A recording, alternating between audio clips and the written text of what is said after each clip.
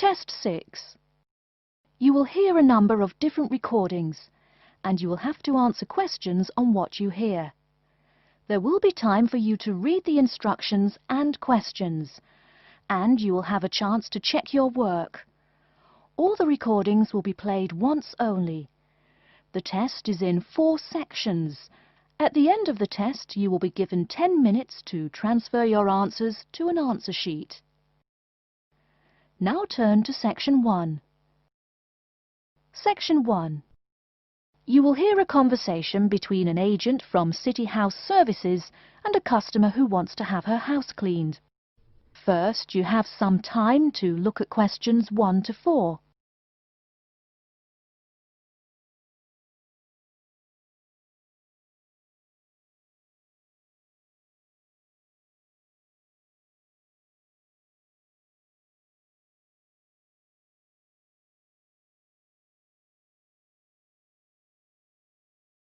You will see that there is an example which has been done for you. On this occasion only, the conversation relating to this will be played first. Good morning, City House Services. How may I help you? Good morning. I'd like to arrange to have my house cleaned. Certainly. I just need to ask a few questions. First, could I take your name? Yes, it's Barbara Hill. The woman says that she is Barbara Hill, so Barbara Hill has been written in the space. Now we shall begin. You should answer the questions as you listen, because you will not hear the recording a second time. Listen carefully and answer questions 1 to 4. Good morning, City House Services. How may I help you? Good morning. I'd like to arrange to have my house cleaned. Certainly. I just need to ask a few questions. First, could I take your name? Yes, it's Barbara Hill. Thank you. Next, is your house in London? Yes, it's in Kingston in southwest London. Okay, southwest London, and, what's the postcode? SW105. And what is the square footage and what rooms will be cleaning? The whole house is 268 square feet, and there is no need to clean all the rooms. I only want to have my bedrooms cleaned. Okay. How many bedrooms does the house have? 3 bedrooms. Oh no, sorry, we used to have 3 bedrooms, but we only have 2 bedrooms now. Are those single bedrooms or doubles? Doubles. Fine, 2 doubles. There's one more room which needs cleaning. It was used as a bedroom before, and now we have converted it into an office. I understand. 3 rooms have got to be cleaned. And are all of those rooms upstairs? Yes. Then downstairs we have a kitchen diner, conservatory and lounge. The kitchen diner is quite large and has the usual equipment: cooker with oven, refrigerator, cupboards and worktops. The conservatory has a lot of plants, but there's no need to take care of them. The lounge has a leather 3-piece suite and a large coffee table. Thank you. And do you keep any pets? Yeah, I really love keeping them. I've got 2 dogs and 3 cats. Okay, then if our staff come over to offer the service, please take your pets away. Have you looked at our service packages? Yes, I have one in front of me. Excellent. Before you hear the rest of the conversation, you have some time to look at questions 5 to 10.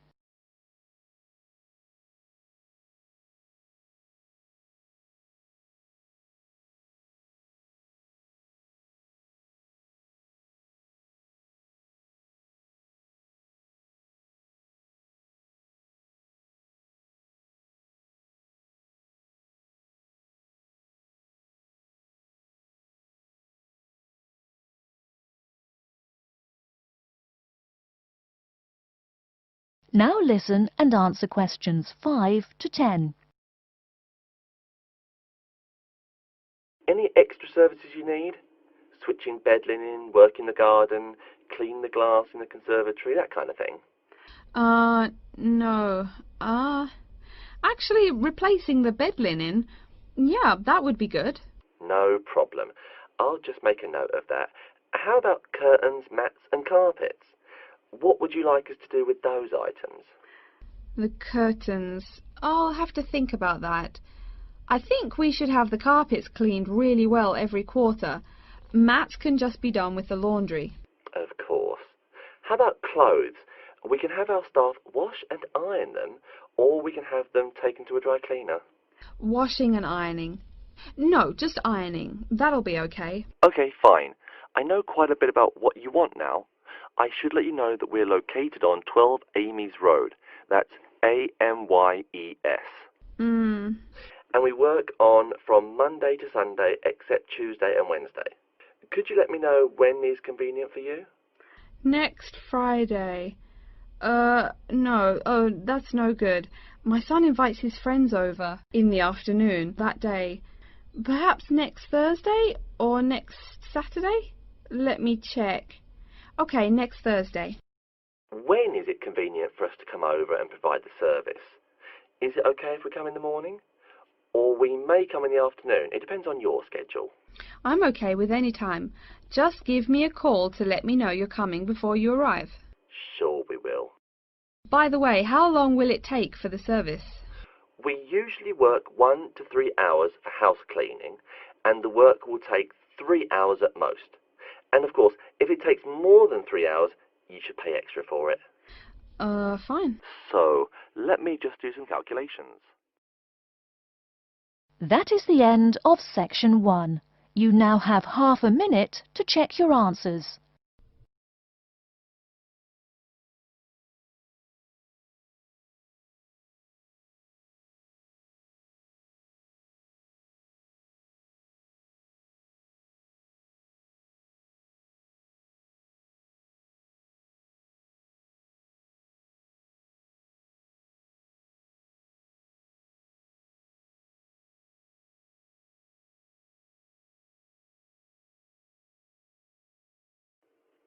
Now turn to section 2. Section 2.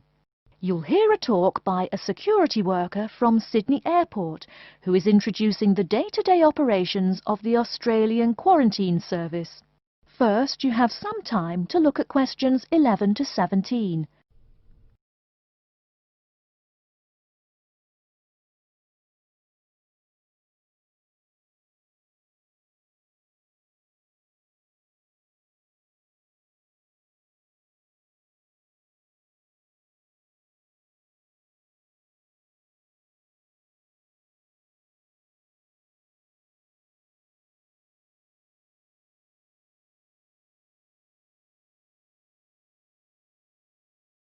Now, listen carefully and answer questions 11 to 17. Hi everyone and welcome to Sydney Airport. Today I'll be giving you the inside information on the day-to-day operations of the Australian Quarantine Service here. We hope to provide you with a better understanding of why such heavy security regulations are necessary by educating you on how we operate and why we do the things we do. We're not here to try to persuade you to fly through Sydney Airport, though we hope you'll find your experience relatively stress-free and comfortable. First things first, our personnel. Can anyone guess how many people work at Sydney Airport? We have 200 alone working in Terminal 2, so can you guess how many in the whole airport? I heard someone say 360. That's getting closer. What? Did someone say 2,000? That's way too high. Sydney Airport actually employs 440 people. A lot, right? And about half of those employees work in security-related matters. Moving on to our not-so-human employees, let's come and see our favourite pooch, Milton. Milton is our best drug-sniffing dog on the force. He's friendly to most people. You can even come pet him at the end of our tour. Burnouts, beware though. He'll find everything. Notice that even though there are so many of us around him, Milton stays quite calm. This is the precise reason he was chosen for the job. Dogs that are chosen are not predisposed to sniff out different narcotics. That's something we teach them already. So here's a part of the airport most people never notice, the cargo transport terminal. This is where packages are shipped to and from. Normally we ship around 4,400 packages per month. In this airport alone, over 52,000 packages were shipped in and out over the past year. We ship to and from 170 different countries. Not bad, eh? Probably it will go up to over 72,000 packages this year. And despite over 100 flights in and out of here daily, the number of lost or delayed packages is impressively low. If you send your package through here, rest assured we'll get it where it's going. Let's move on to the area most of us are familiar with, the passenger terminals. In order to be allowed into this area, you must pass through security with your ticket and, if you're travelling internationally, your passport. If you're travelling domestically, you just need a legal form of ID. If you don't have those, you will not be allowed to pass through security and board your flight. During the security scan, your carry-on items will be checked for dangerous items such as weapons, sharp objects and liquids that exceed our specified limit. If you attempt to pass any of the prohibited items on this list posted at the entrance, you are still allowed to board the plane, but you'll be given a warning and your item will be confiscated. Don't worry, we will not arrest you for having too much shampoo in your bag or anything like that. We also search your carry-ons and parcels for any perishable items. We prohibit the transportation of local vegetation and prohibit parcels containing any insects in them. You may or may not have learnt about this in biology class, but when some plants are introduced to a new environment, they spread wildly and wipe out the current species around it. It is important to control the introduction of new plants into an ecosystem, so we must prohibit the transport of any fertile seeds. So what happens to parcels containing possibly suspicious items? It's of course something we do not take lightly here. If an object passes through the scanner that appears suspicious in any way, it is separated out for manual search by a member of our trained security personnel. If an illegal plant or simple sharp object like a pocket knife is found, it is simply disposed of in our biohazard waste containers, and the package itself is returned to the sender, or passenger if it is for a passenger flight. More serious weapons are reported to higher authorities for investigation. Before you hear the rest of the talk, you have some time to look at questions 18 to 20.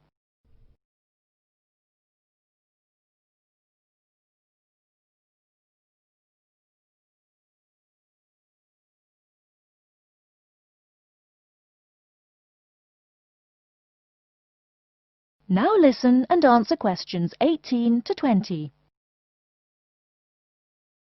As far as parcel security, the material of the parcel is important. For shipped goods, the most common material used and the most widely accepted is paper. Make sure it is packed sturdy enough with no rips or tears. We've definitely had packages rip open before due to haphazard packing. A more common problem, though, is the package labels. When an item does not make it to the right place, this is the most common reason.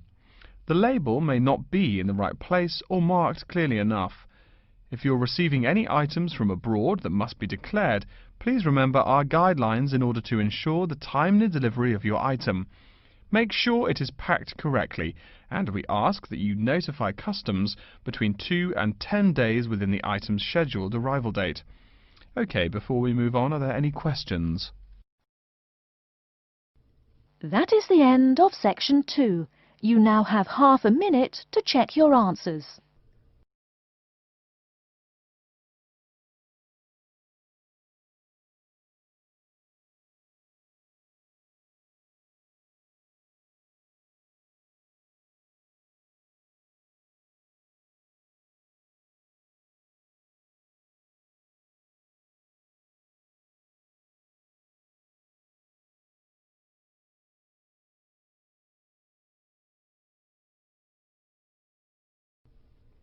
Now turn to section 3.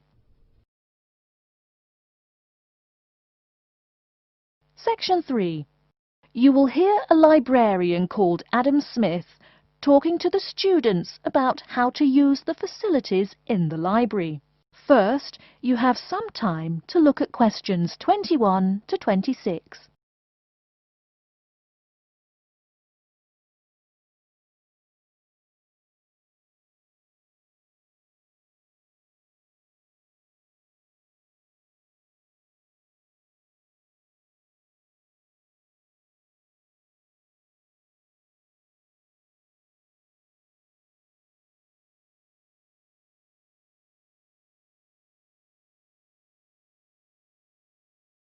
Now listen carefully and answer questions 21 to 26. Welcome. Please come in and gather over here around the tables. My name is Adam Smith, and I'm the librarian here. I'll show you around today and explain how to use these facilities. Hopefully, when I'm done with it, you'll know the ropes. And please feel free to let me know of any questions or concerns that you may have. Now we're at the gate of the library. Upon entering into the door, you'll find that the restrooms are on your left-hand side, and opposite them is a photocopy room. Many of you are wondering about the check-in and check-out process. What you have to do is go to the circulation desk, which is to the east of the photocopy room. The reading room is a really large area in the center of the library, just to the north of the circulation desk. I'm sure you won't miss it. If you're here to do research, this is where you should bring books to look through. However, if you're here to do any group projects or other interactive activities, I advise you to use one of the study rooms, which are just to the east of the reading room. Moving on to the southeast corner, we have the periodicals section, just next to the study rooms. We have a collection of different newspapers and magazines in this section. You can get last week's weather reports, or all the top stories 5 years ago. Our periodicals can be traced back 20 years to the time when our school library was built. Our first question. Yes. Can we check out magazines from the library? I'm sorry, but you cannot take any periodicals out of the library. You're welcome to read them for as long as you want while you're here, but you cannot check them out. I wonder if there is any place where we can get some food in the library. Do we have a store here? Of course. The Food Service Center is just meters away from the study rooms. It's on the northeast corner as you look at the map. The Food Service Center offers different kinds of snacks, though it's not big. Well, moving on along to the west, you will find the Video Resource Center on your right hand. We have educational videos and documentaries, as well as major motion pictures. We ask that you pay attention to the tag on the video that you pick up, as many of our documentaries are for on-site viewing only and may not be taken out of the library. To the west of the Video Resource Center is our satellite TV station. Here we stream the news from Channel 19 for most of the day. How many channels does it have? It does have nearly 200 channels, but we generally will give top priority to channels with some big events, like presidential addresses or other breaking news. During the coverage of the presidential debate, students will take a break from studying and flock to watch it. Last, but perhaps most important, is the inquiry desk. It's just on the left-hand side when you walk into the library, so it's impossible to miss it. If you have any questions about how to use equipment or where to find something, come and ask the assistant. Don't be shy, because that's what they're here for. Before you hear the rest of the talk, you have some time to look at questions 27 to 30.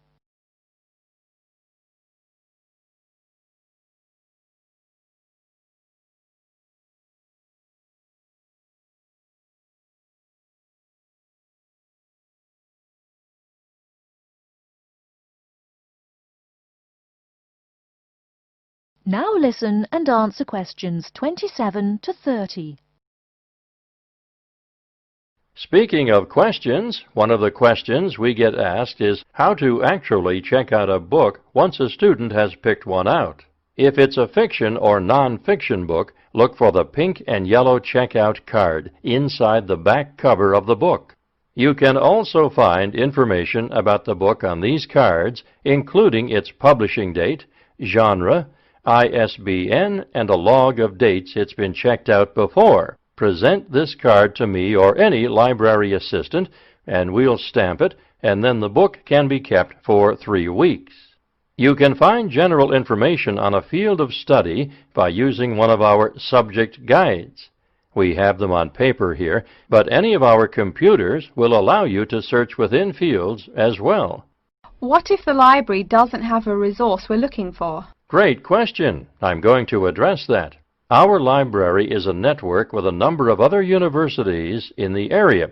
So if there is something you're looking for and it's available somewhere in the area, we'll be able to get it for you. However, there are universities which are not part of the network, so we do not share resources with them.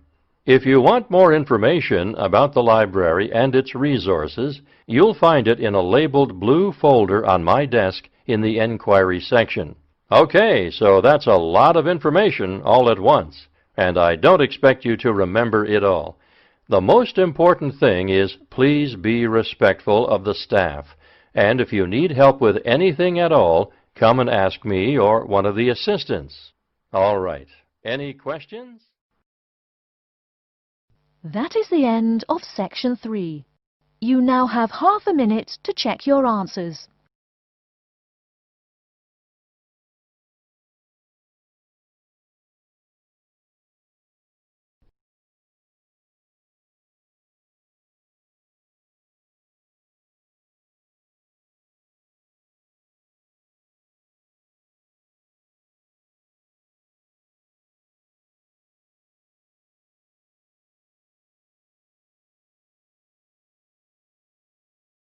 Now turn to Section 4. Section 4. You will hear a lecture about Crocodylus niloticus and its living habits. First, you have some time to look at questions 31 to 40.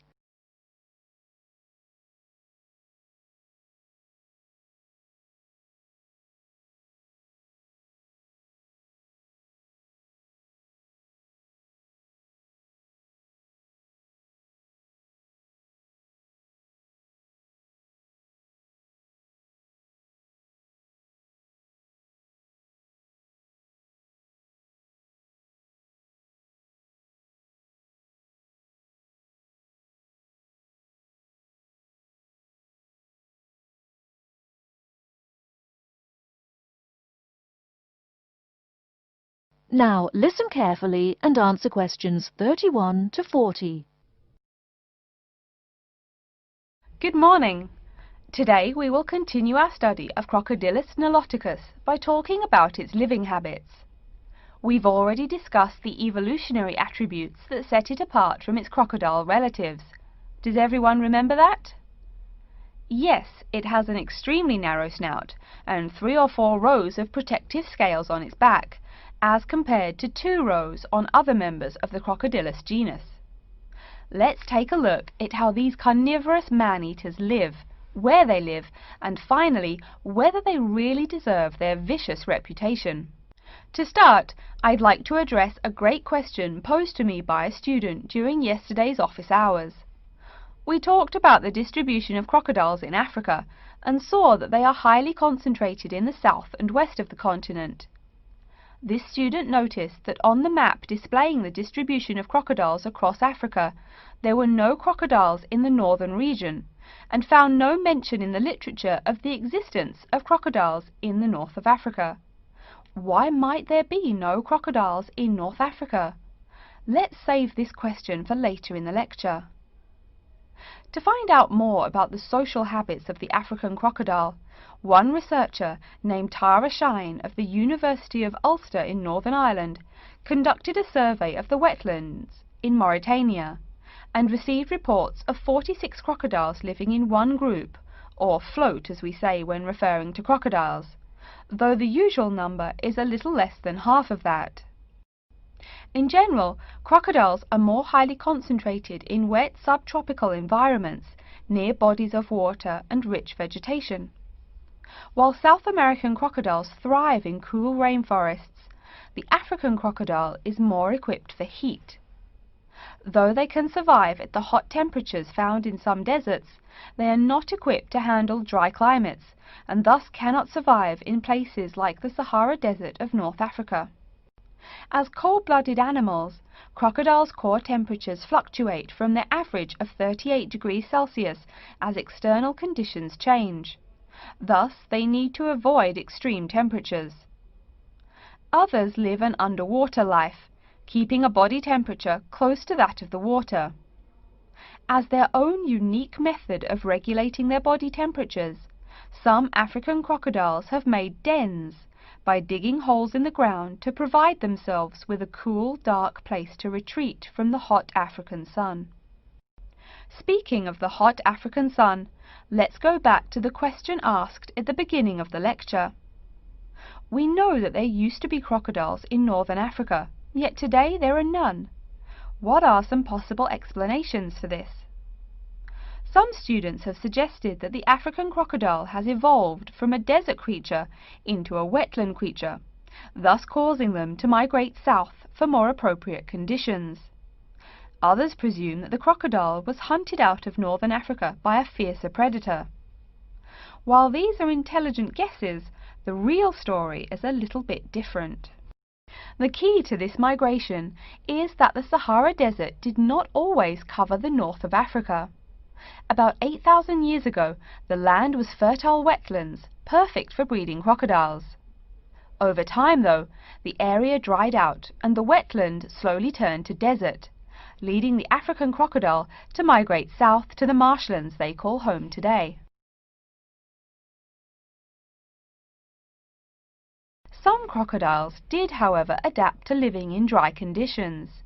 In Mauritania, some crocodiles have learned to survive in an area where they can go up to 8 months with no water, by spending the driest of times in what's called a torpor, or short period of hibernation. To utilize every bit of rainfall, these desert crocodiles dig underground caves that collect runoff, thus staying cool and hydrated.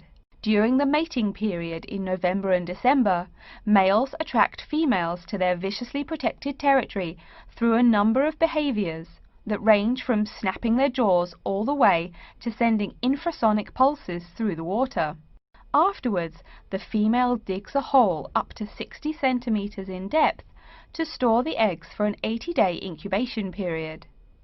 The female protects these eggs during the period, and sometimes even helps crack the eggs with her snout at the end. These teeth-gnashing carnivores are softer than we think. Although these vicious creatures have attacked humans on a few occasions, the residents are not afraid of them. In fact, they show a great deal of reverence towards these wondrous creatures. Some say that crocodiles bring water to their habitat, so if they leave, they will bring the water with them. Obviously this is not true, but it demonstrates the admiration the inhabiting people have for crocodiles. Generally, crocodiles do not predate on humans. They attack when humans populate the crocodile's habitat, instilling fear and uneasiness in the crocs. Like any other species, crocodiles are known to attack when feeling fear. There's still a lot more to be discovered about the African crocodile. Researchers want to know more about the population size, how many crocodiles inhabit Africa in all, how they form separate floats, etc. There is still also much to learn about migration patterns and relations to other populations of crocodiles now found in other parts of the world. Next time, we'll examine a few specific case studies of crocodile populations in southern Africa. That is the end of section 4. You now have half a minute to check your answers.